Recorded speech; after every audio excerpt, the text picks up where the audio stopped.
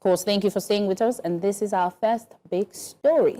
In recent days, a disturbing incident in India has once again exposed the harsh realities that Nigerians and other Africans face abroad.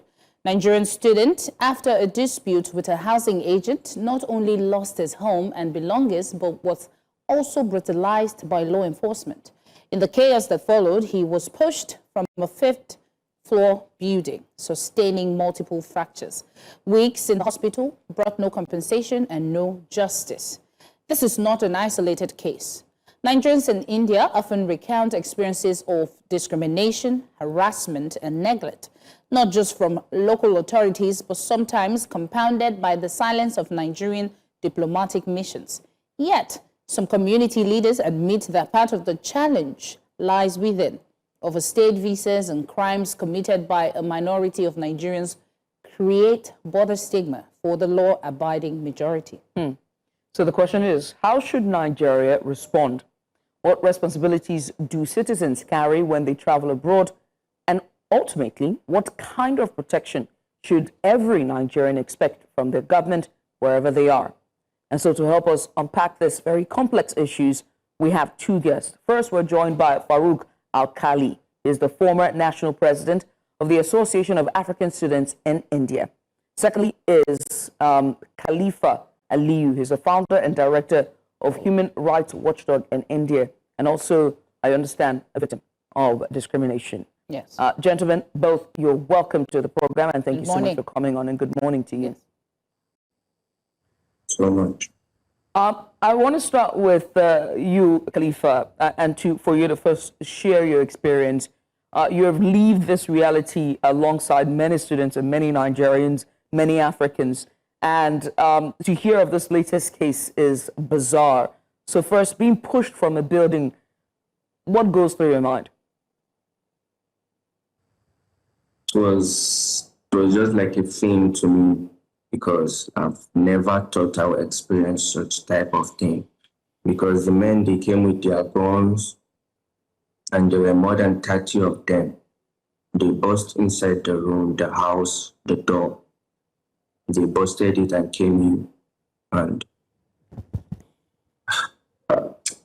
the experience is just, I don't even like to even remember, because the trauma also, even if I want to sleep, I will just be thinking about it and just trying to try and find a solution to that, and make sure the remaining students also here in India are not, their life is not at risk, like the way mine went through. Khalifa. Because the people, they are used to doing that to Nigerians, most especially Nigerian people. If they just notice you're a Nigerian person, even the way they will treat you is different. So what you're saying is that there is discrimination against Nigerians, finding out that you are Nigerian, immediately and automatically the treatment is hostile. But I have to ask you first to share what led to that dispute, to the point where you were pushed off from, a 5 stories down. Share with us what led to that all the way. Just share your story, your experience, so it can give us a sense of background and for our viewers at home. He gave away, because they are house agents. They normally give houses to Africans. Okay. He gave me the house, and I bought my properties because it's a raw flat. There's no property, there's no bed, nothing. So he gave me the apartment that I'll be paying 20,000 rupees every month. I said, okay, it's fine. I continue still paying. So the main issue, what really happened, he went and locked the house. Because what they normally do, if they just get another African that are looking for a house and apartment are not there, they'll just come and just tell you that you have to pack out without any reason. Without any reason. Then he did it to me, because in front of me, He did it to like 5 good people. The last one, he did it to before me. I was coming back from the school. I was at the gate of the society, so I saw a lot of people there. So I decided to park and hear what's happening. So the boy was like, he collected his whole property and he called some people to beat him up. I was like, but he did the same to me. He collected my property till today. He haven't given me my property. The guy was there at that day. So I met him. I told him, why are you doing such thing? This almost how many times? Then he told me that I should not bother myself. I should not worry. I should try and settle this case for him. If I settle the case for him, then tomorrow he'll give me my property. I told him that me, I'm not interested, but you should just give this boy his property that you took. And tomorrow I'm also coming to collect my property.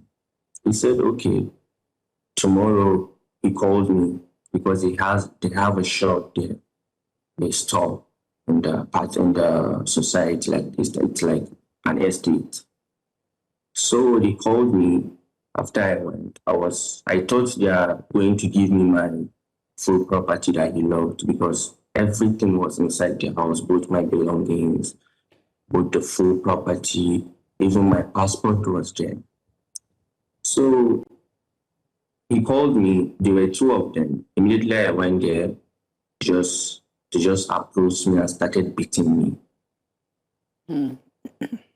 Right. It was my brother that saw them from far.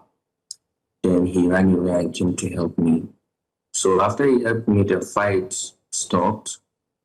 We went out. I went to the police station, and the police didn't even answer.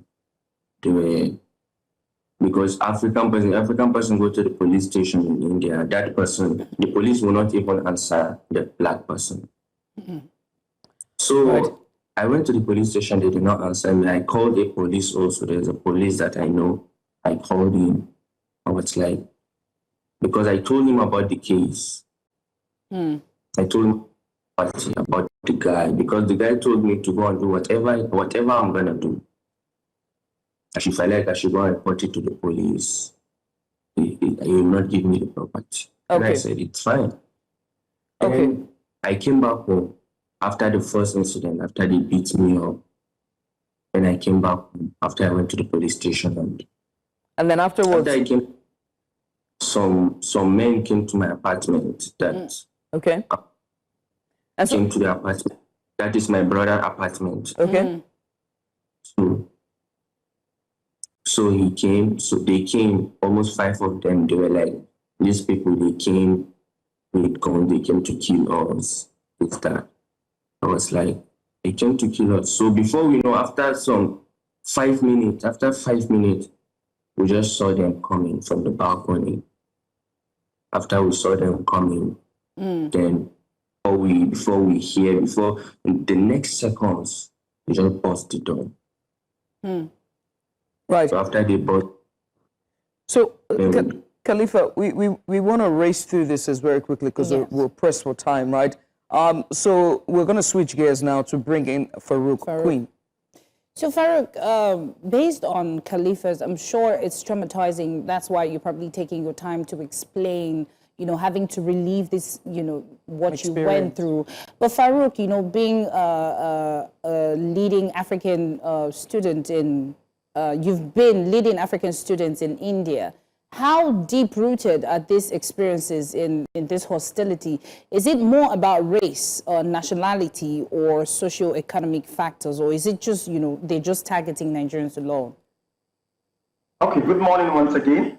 And thank you for giving me this opportunity to come up and then give my own opinion regarding what has happened or what is happening with our Africans. Basically, let me just give a brief background of something which people need to know about India.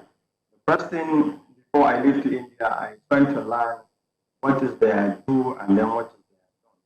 Because in every country, as you all know, they have their norms and values that could that particular country. So you need to define. So one of the problems most of our Africans are facing is lack of proper awareness they need to get before they land into any country Say, let me relate to India, where I knew most, even though I have some experience in other countries. In India, one of the things that people need to know is, of course, in every place there is racism, as I said, but regarding what is happening regarding Africans, or particularly in Nigeria, some issues are related to our own fault because people don't knew about awareness or what they are supposed to know or what they are not supposed to know. So that is why they dip into trouble. One of the things is about, like Khalifa is saying, is regarding getting a house. The first thing you are supposed to do whenever you go to India, within 14 days, you need to get a C form if you are not staying in a hostel, which requires you to get a house and get a bona fide from your own university and then the proper document for you to get a house.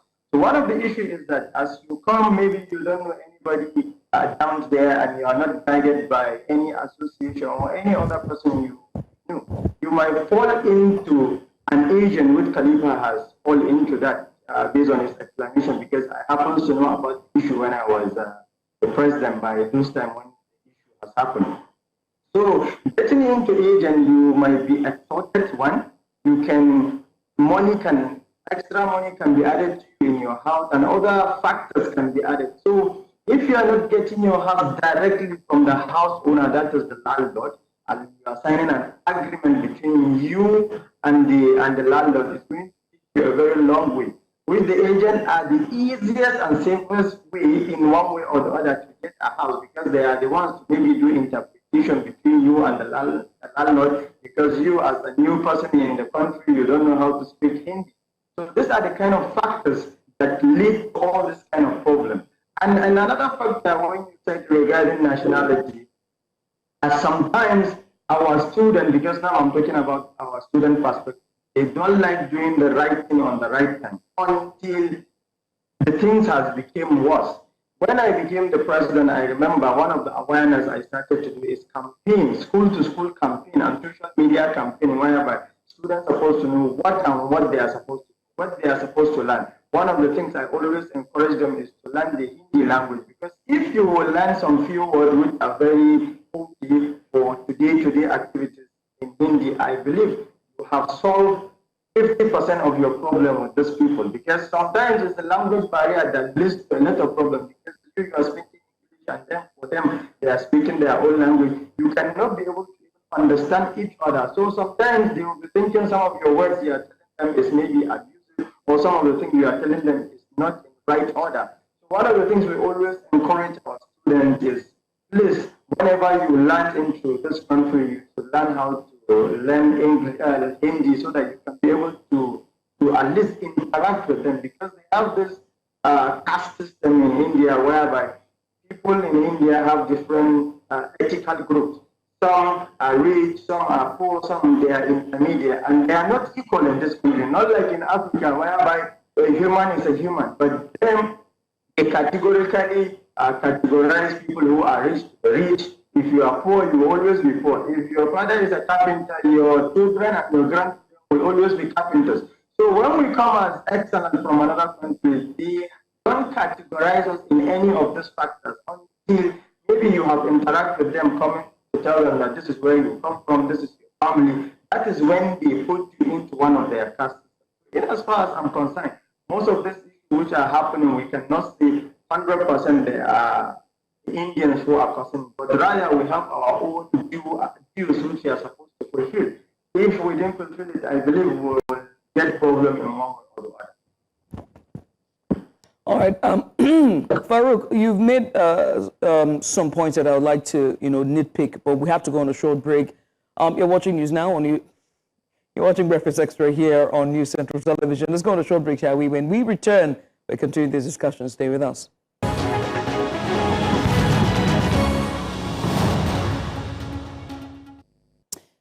Thank you for staying with us. And before we went on a break, we were talking about Nigerians in India and the hostility that they experience. And of course, we have Khalifa, who's a victim, and also we also have Farouk. Before we went on a break, Farouk was making some points, and I'll let Judith try to ask you what we wanted to hear. Yes, you made two very important points. The first was about, the housing arrangements that new students make when they come in to India, right? And that you said that sometimes they go through agents, which means that the prices will be hiked or inflated. And there's also the type of rent arrangement, which means it can be monthly or annually or bi-monthly. And sometimes students have to go through the agents as opposed to the homeowners, which, I mean, from that, it means that there's somewhat of a disinformation or misinformation because the students are not well informed ahead of time. But you also pointed to the class or the caste system, or a class system, I would say. And so when new students come into the country, they do not know how to interact or who to speak to. And so they're not able to navigate the social system there, thereby putting a hex on their backs, right? But let me start with, let's start with that latter part, right? What do you mean by that? Just to be clear, what do you mean by that, saying that they don't know how to navigate the social system or the social terrain in India, especially as newbies? If you refer this question, I believe, to me, and one of the things I have said earlier is most of our Africans, not only in Nigeria, whenever they wanted to travel to any part of the country, they just heard about the country, but not having the full information before they travel to this country. One of the issues is that even our agents from African countries mislead them in one way or the other. Maybe someone can tell you that if you want to go to India, maybe the whole you are going to spend a year is $1,500. His own aim is for you to come to this country so that he can get his agent's fee and then he just walk away from you. We have gotten this kind of issue hundreds and thousands of times in India, whereby we will be called by the police that you have one African student who is here astray, he doesn't even know where to go. Until we travel to this place or we sign any of our representatives to go to this airport, then we got to hear that he has sent his money through an agent and this has happened and he has not even come and pick him. And we will start afresh. So one of the things is before anyone goes to any country, awareness needs to be done before he goes to this country. And then secondly, he needs to know who is there and who is responsible to take care of him before he can be able to settle down. So this kind of issue, I have faced them many times whereby I will be called that our student is here stranded, nobody is here to help him. Until maybe when I try to call maybe is any part of the African country, then I will hear what has happened. Then he will start telling you some of this stuff.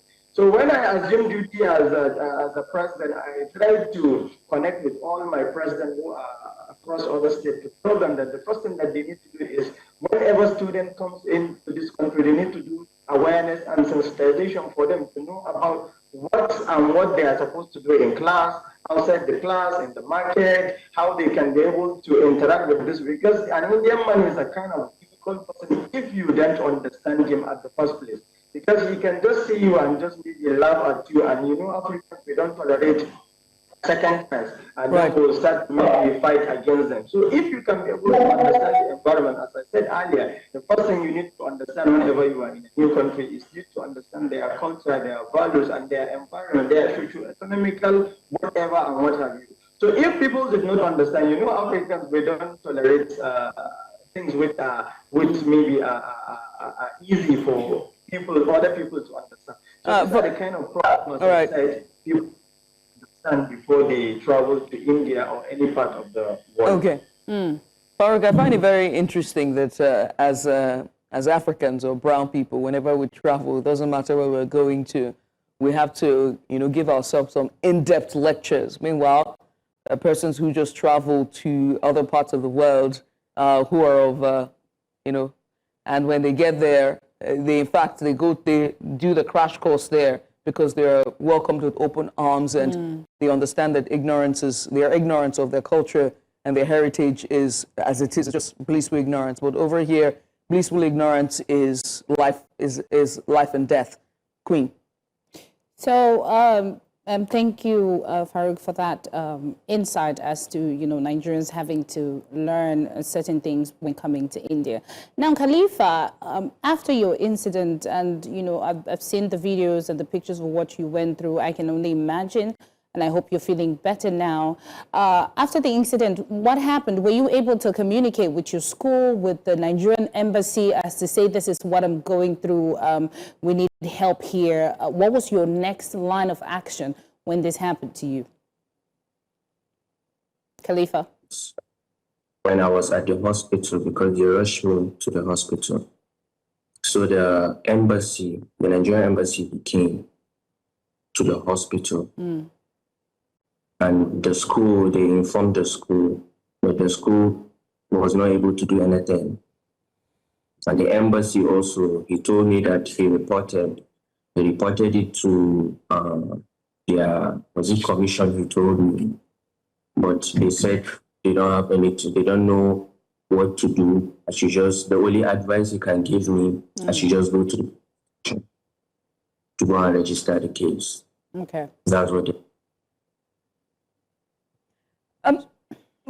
Very quickly, as we wrap up, I have to... So I registered the case at State Human Rights India, which I attended some of my hearing. And the SHO, the SHO, the way I'm thinking is working with African. Yeah, because the way they are manipulating the case, because the case is registered to the FIR, it's registered and attempted, which is section 307, is there. It's registered, posting of the door, I think it's section 175 or so. Because they have like 4 sections because of what the guy did. They registered it and everything. So even when I was in the hospital, they told me that the guy paid so that they can shut the case down. But I didn't say anything. I didn't believe. I just said I will try my best and see what I can do about it. So Khalifa, what we can see now on the screen, was this your conversation with the person working in the Nigerian embassy, and this was their response? This is my chat with him. Okay. Now, very quickly as we wrap up, Farouk, I have to ask you, we're pretty much pressed for time at this time. Let me ask you, I can see there's a grin on your face. What's your reaction? Is this regarding the chat history that we're seeing? That's why you're getting that reaction on your face. But more importantly, as ex-president of the Association of African Students in India, what is your role in, instructing, or most importantly, organizing new students and helping them navigate the terrain? Very quickly, because we have less than a minute. If you can answer that for me, very, very quickly. Our role, I think if I got the question very clear, right? You said? What is the role you said? Can you just repeat the question? So the question I asked was, you are the former president of the Association of the African Students in India. So I'm asking, what are you doing to help, sensitize new African students who are coming in to the country to help them navigate, the terrain? But most importantly, what's your reaction to that chat history that you saw between Khalifa and the Nigerian embassy? Have you had incidents like this before? And whenever you reach out to embassies of different African nations, who has been the most responsive and the most helpful?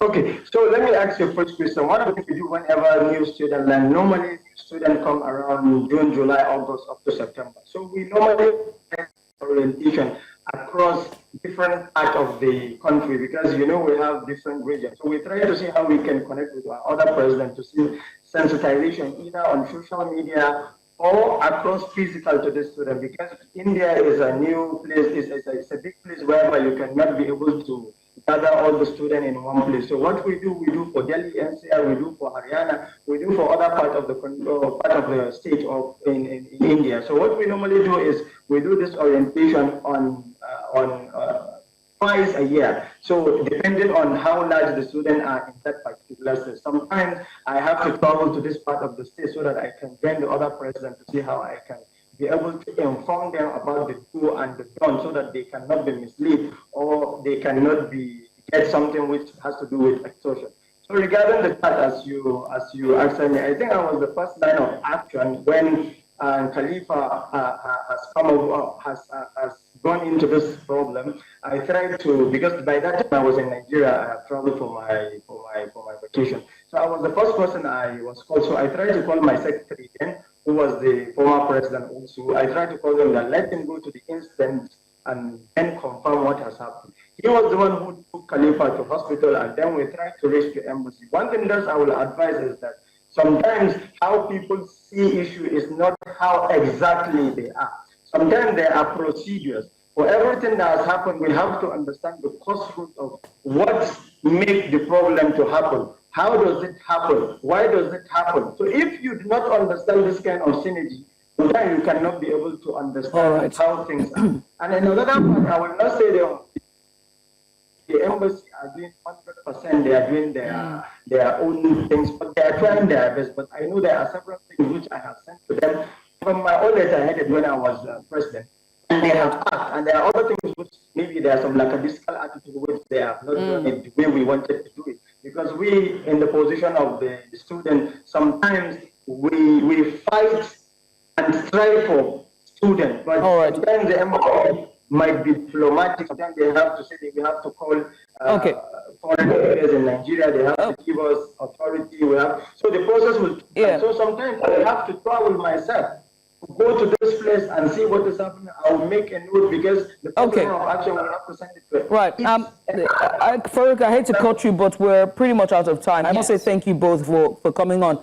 First of all, Khalifa, we're so sorry about all that you've been through, the traumatic experiences that we've been through. We hope that this episode or this interview will shed more light on your experience, and it would spur the right agencies and authorities to come, and help you find compensation and justice. But more importantly, we're calling out to all of the agencies who are in charge, especially when it comes to the welfare of Nigerians in diaspora, especially our young minds who are out seeking knowledge and education, to make sure to address this and protect our students and our young minds well. Thank you once again. Khalifa Aliyu, who is a founder and director of the Human Rights Watchdog and also a victim of discrimination in India, as well as Farouk Alkali. He is a former national president of the Association of African Students in India. Gentlemen, thank you so much.